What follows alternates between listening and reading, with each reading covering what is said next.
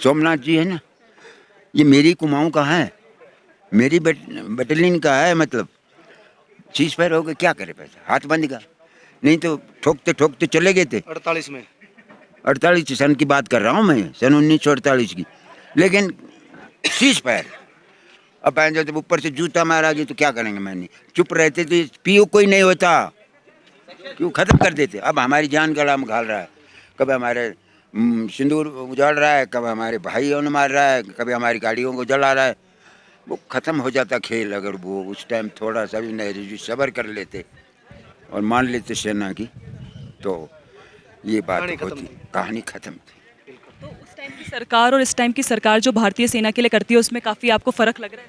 अभी आपने बात करी नेहरू जी की, और अभी कह रहा हूँ, रात दिन का फर्क है, दिन और रात क्या होता है, फर्क होगा ना, पूरा पूरा फर्क है।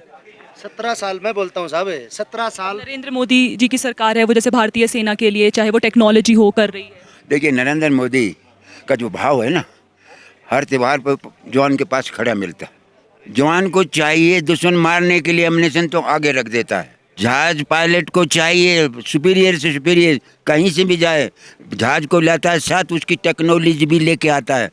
मैं तो धन्यवाद करता हूँ जो देश को ये मोदी मिला, हमारा प्रधानमंत्री। और अभी इसकी उम्र तो बढ़ती जा रही है, मैं तो चाहता हूँ थोड़ी घटे तो देश और आगे बढ़ेगा, बस ये है मेरा। आपको ये जानकर खुशी होगी कि 47 के बाद 64 तक जिन हाथों में बागडोर रही देश की, 2 युद्ध हुए। 1948 का आज़ादी के तुरंत बाद पीओके बना, 1962 का एक मोर्चे को छोड़ के अक्साई चीन जो कब्जाया गया।